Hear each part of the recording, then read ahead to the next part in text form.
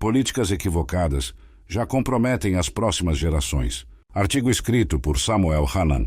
O mais recente estudo Atlas da Mobilidade Social, elaborado com base nos dados do IBGE, Receita Federal e Cadastro Único, cujo resultado foi publicado pelo jornal Folha de São Paulo, traz dados muito preocupantes porque revela que o futuro das crianças brasileiras está sendo comprometido em razão de políticas públicas equivocadas.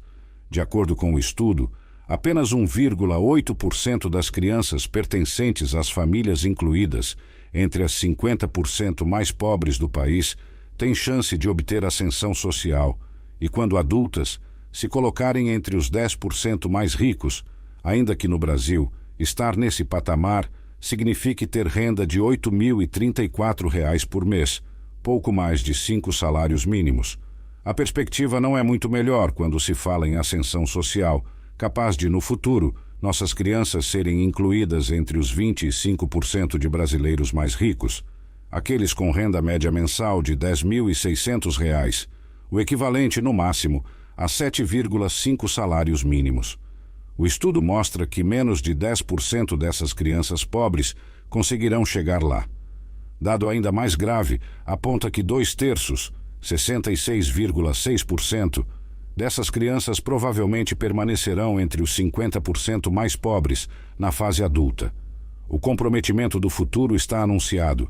Pior ainda é a situação das crianças habitantes das regiões Norte e Nordeste.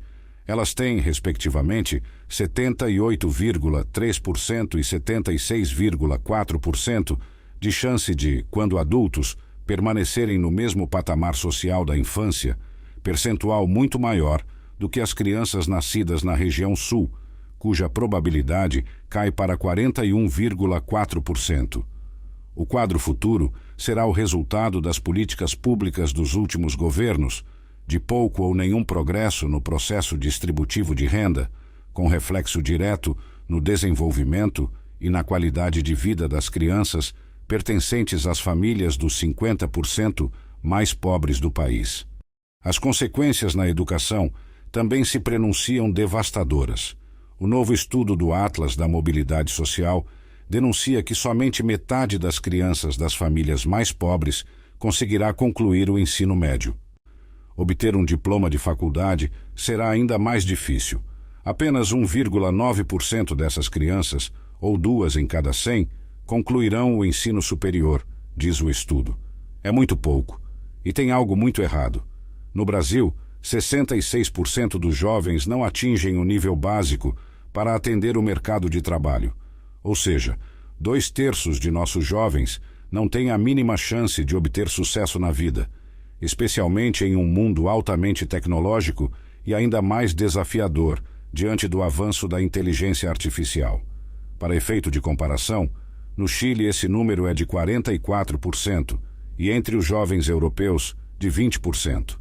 Enfim, nossos atrasos de hoje são o retrato dos seguidos erros nas políticas públicas implementadas, grande parte delas calcada em favores e de caráter demagógico e eleitoreiro.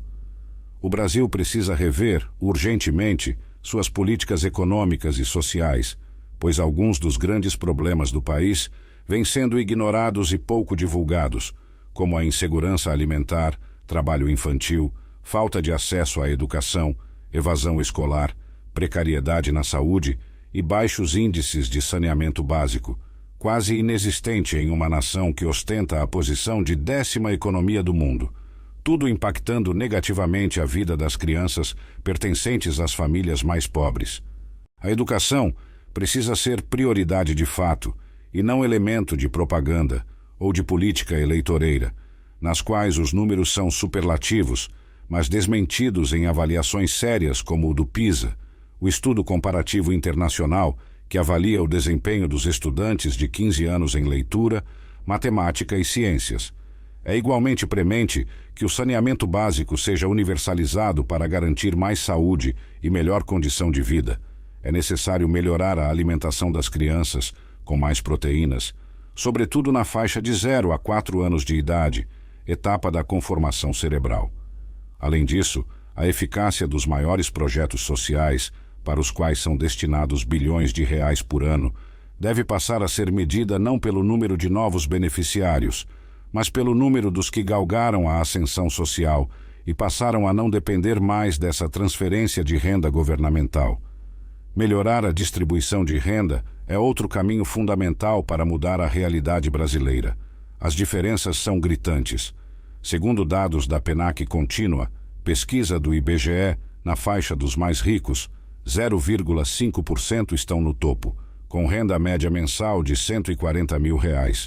Apenas 1% ganha R$ 28.659 por mês e 5% tem renda mensal de R$ 10.313. Os que ganham R$ 8.034 por mês somam 10%.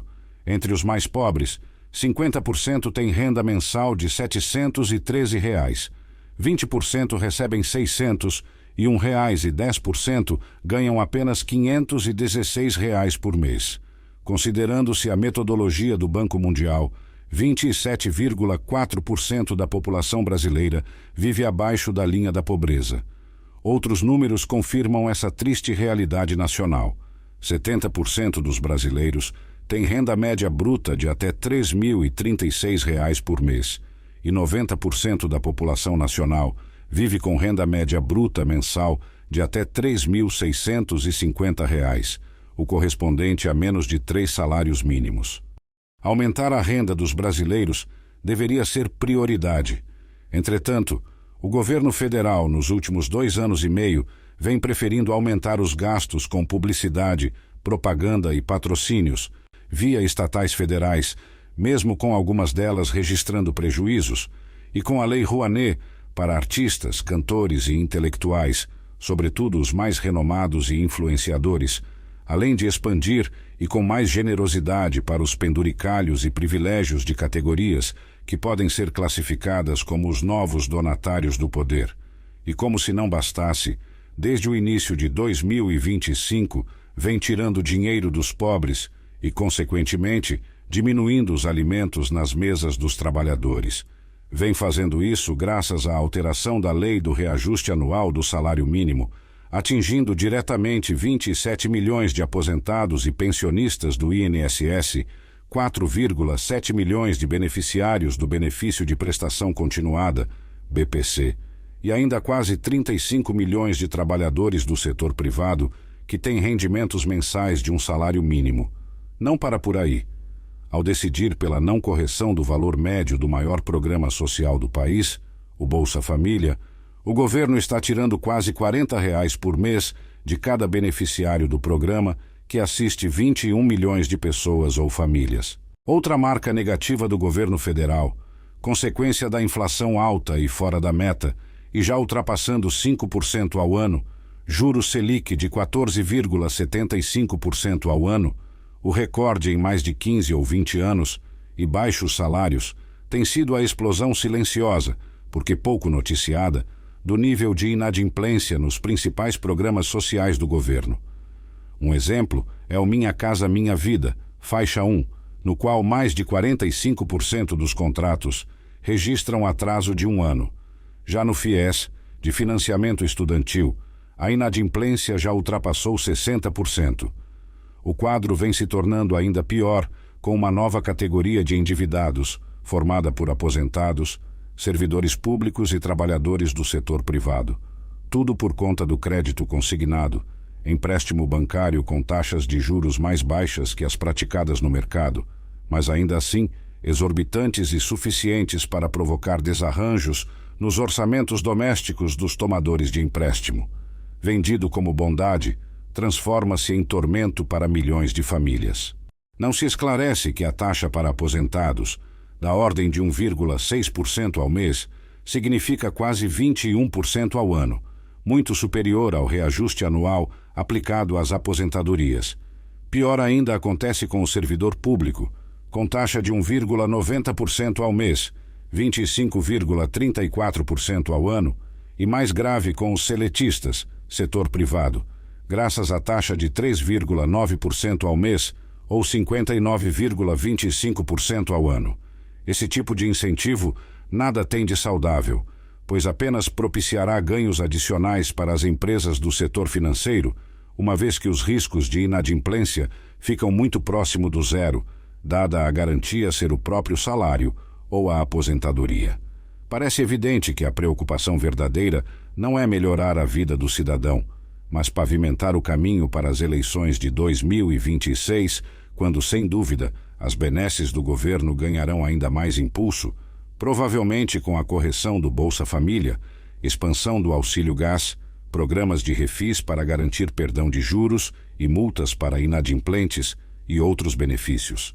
Então, na prática, o governo primeiro tira dos pobres para depois devolver, parte, como se fosse uma benesse ou generosidade, a mais perfeita representação da célebre citação do escritor americano, ativista político libertário e consultor de investimentos Harry Browne. O governo é bom em uma coisa.